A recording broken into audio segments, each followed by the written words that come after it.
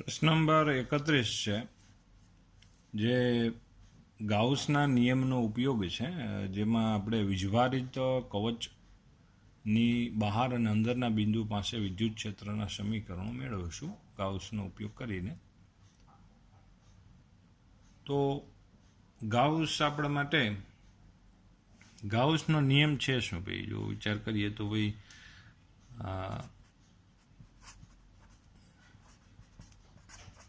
ગાઉસનો નિયમ છે ભાઈ, કોઈ બંધ પૃષ્ઠ સાથે સંકળાયેલું વિદ્યુત ફ્લક્સ એ બંધ પૃષ્ઠે ઘેરેલા કુલ વીજભાર અને એપ્સાઇલોન 0ના ગુણોત્તર બરાબર હોય છે. તો અહીંયા આપણે શું કરવું પડશે કે એ જે બિંદુ પાસે આપણે વિદ્યુત ક્ષેત્ર શોધવું હોય તે બિંદુ પાસેથી પસાર થતું એક પૃષ્ઠ વિચાર કરવું પડે, અને એ પૃષ્ઠને આપણે કહેશું ગાઉસિયન પૃષ્ઠ કહેશું. તો અહીંયા કેન્દ્રથી માની લો કે ભાઈ આપણે આર અંતર એટલે બહારના બિંદુ પાસે આપણે વિદ્યુત ક્ષેત્ર શોધવું છે, એટલે એ આપણા માટે બહારનું બિંદુ આ થયું, અને એ બહારના બિંદુ પાસે વિદ્યુત ક્ષેત્ર આપણે મેળવવું છે. તો આ બહારના બિંદુ પાસે અહીંથી આ સમાન અંતરે આર ધરાવતા બિંદુઓમાંથી પસાર થતું એક પૃષ્ઠ વિચારશું આપણે, અને આ જે પૃષ્ઠ થયું એને આપણે કહેશું ગાઉસિયન પૃષ્ઠ કહેવાય. આ થઈ ગયું આપણા માટે ભાઈ ગાઉસિયન પૃષ્ઠ. અને ગાઉસિયન પૃષ્ઠ ઉપર આપણે લાગુ પાડશું ગાઉસનો નિયમ લાગુ પાડશું. ગાઉસનો નિયમ એટલે કા, તો અહીંથી આર જેટલા અંતરે કોઈ બિંદુ પાસે વિદ્યુત ક્ષેત્ર શોધવાનો ટાર્ગેટ છે. હવે સમિતિ પ્રમાણે અહીંથી જે આ સ્મોલ આર, આ ગાઉસિયન પૃષ્ઠના દરેક બિંદુઓ છે એ આ ગોળાકાર કવચથી સમાન અંતરે છે.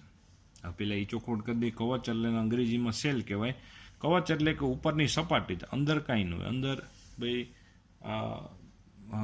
સોલિડ ન હોય, ટૂંકમાં પોલું, ટૂંકમાં કવચ એટલે કે પોલું છે, પોલો ગોળો એમ, જેની સપાટી જ છે અહીંયા આવી રીતે વીજભારિત, અને એ સપાટી ઉપર છે સિગ્મા જેટલી પૃષ્ઠ ઘનતાથી વીજભારનું વિતરણ કરવામાં આવેલું છે. સિગ્મા જેટલી પૃષ્ઠ ઘનતા એટલે કે ભાઈ એ સપાટી પર રહેલ કુલ વીજભારને આપણે ક્ષેત્રફળ વડે ભાગી નાખવામાં આવે. માની લ્યો ક્ષેત્રફળ, કુલ વીજભાર માની લો કે ક્યુ છે, સ્મોલ ક્યુ વડે દર્શાવીએ અને એને ક્ષેત્રફળ વડે ભાગી નાખો એટલે આપણે એકમ ક્ષેત્રફળ દીઠ વીજભાર એટલે આપણે પૃષ્ઠ ઘનતા મળી જાય. આવી રીતે વાત છે.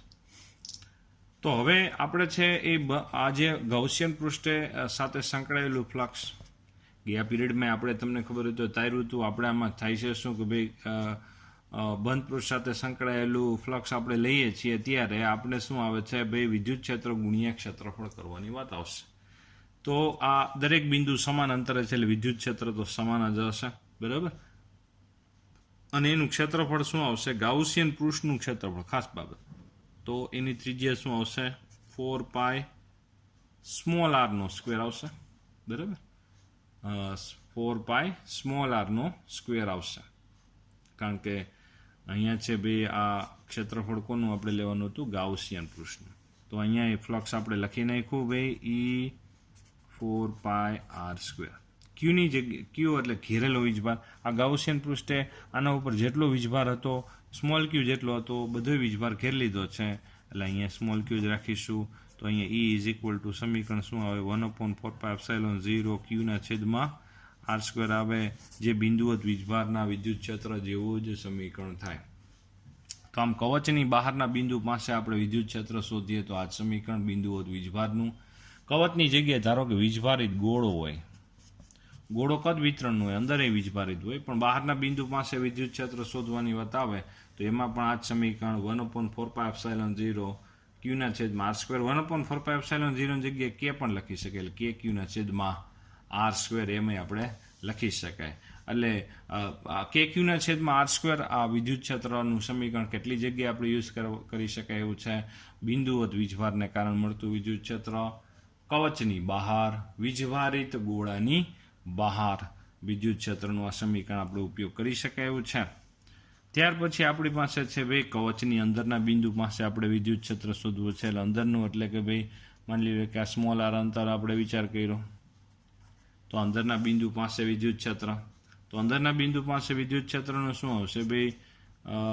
અમે આપણે ભાઈ ગાઉસનો નિયમ આપણે લાગુ પાડી દઈએ તો ફાઈ બરાબર ઘેરેલો વીજભારના છેદમાં ε0. આને કેટલો વીજભાર ઘેરેલો કહેવાય? કાંઈ નહીં, એટલે અહીંયા શું આવી જશે 0, એટલે ફ્લક્સ 0, એટલે આમાંથી અહીંયા કોઈ ક્ષેત્રરેખા પસાર થતી નથી. જ્યાં ક્ષેત્રરેખાઓ જ પસાર ન થતી હોય ત્યાં વિદ્યુત ક્ષેત્ર 0 લેવામાં આવે છે. આમ કવચની અંદરના બિંદુ પાસે વિદ્યુત ક્ષેત્ર આપણને શું મળશે? 0 મળશે. એનો આપણે આલેખ દર્શાવવો હોય તો એ દર્શાવી શકાય એવું છે કે ભાઈ માની લ્યો કે અહીંયા ભાઈ આ વિદ્યુત ક્ષેત્ર વિરુદ્ધ આરનો આલેખ આપણે દર્શાવીએ, બરાબર. તો અહીંયા છે ભાઈ સ્મોલ આર બરાબર કેપિટલ આર, એટલે કવચના સપાટી સુધી તો વિદ્યુત ક્ષેત્ર આપણને 0 જ મળે છે, અને પછી આપણને વિદ્યુત ક્ષેત્ર ડાયરેક્ટ કેવું મળે છે? મેક્સિમમ મળે છે. એટલે અહીંયા સપાટી ઉપર વિદ્યુત ક્ષેત્ર કેવું મળે? મેક્સિમમ. પછી સપાટીથી દૂર જઈએ તો પછી r² પ્રમાણે વિદ્યુત ક્ષેત્ર શું થતું જાય છે? ઘટતું જાય છે. એટલે કે આવી રીતે આપણે આમ દર્શાવી શકીએ, બરાબર. સપાટીની અંદર વિદ્યુત ક્ષેત્ર 0 અને બહાર તો આપણે આવી તેમ ચરઘાતાંકી r² વ્યસ્ત પ્રમાણમાં શું થઈ જાય છે? ઘટતું જશે. આવી રીતે E વિરુદ્ધ આરનો આલેખ આપણે વિચાર કરી શકાય, જે લીથામાં આ મુજબ જ આપણે દર્શાવી દેજો, બરાબર. તો આ પ્રશ્ન નંબર 31 છે. ત્યાર પછી આપણા માટે ભાઈ અહીંયા છે આપણે જો સ્વાધ્યાયના દાખલાઓ સાથે સાથે વિચાર કરીએ તો આપણી પાસે છે સ્વાધ્યાયનો 12મો દાખલો છે. સ્વાધ્યાયના 12મા દાખલામાં વાત એવી છે કે ભાઈ એક બે ગોળાઓ છે, જે બંને ગોળાઓને આપણે બિંદુઓ તરીકે આપણે વિચાર કરી શકાય એવું છે. એ અને બી બે ગોળાઓ છે. આ એ અને બી ગોળા, બંને ગોળાઓનો વીજભાર કેવો છે? સમાન જ છે, બરાબર. અને 6.5 × 10⁻⁷ કુલમ વીજભારિત છે. અને બે વચ્ચેનું અંતર 50 સેન્ટીમીટર છે, એટલે 0.5 મીટર જેટલું બે વચ્ચેનું અંતર છે. તો આપણે શોધવાનું એ કીધું છે કે આ બેની વચ્ચે વિદ્યુત બળ કેટલું લાગે? તો બે સામાન્ય વાત છે કે q²/r². આ બેનો વર્ગ થઈ ગયો, કારણ કે બેન વીજભારના મૂલ્યો કેવા છે? સમાન છે. તો અહીંયા છે 9 × 10⁹, અહીંયા 6.5 × 10⁻⁷. r એટલે બે વચ્ચેનું અંતર કેટલું હતું? 0.5, એનો વર્ગ. સાદુરૂપ આપો એટલે વિદ્યુત બળ મળી જશે, જે આપણે આ પ્રમાણે આપણે બે દર્શાવી શકાય. જો આપણે મટીરિયલમાં સ્વાધ્યાયનો 12મો દાખલો F = kq²/r², આ બધી કિંમતો મૂકી અને સાદુરૂપ આપ્યા પછી આપણને બે વિદ્યુત બળ આપણને આવી રીતે મળી જશે 1.52 × 10⁻²ન્યૂટન. હવે આપણને એમ કીધું છે કે આ બંને ગોળાઓનો વીજભાર બમણો કરી દેવામાં આવે, તેમની વચ્ચેનું અંતર અડધું કરી દેવામાં આવે પહેલાં કરતાં.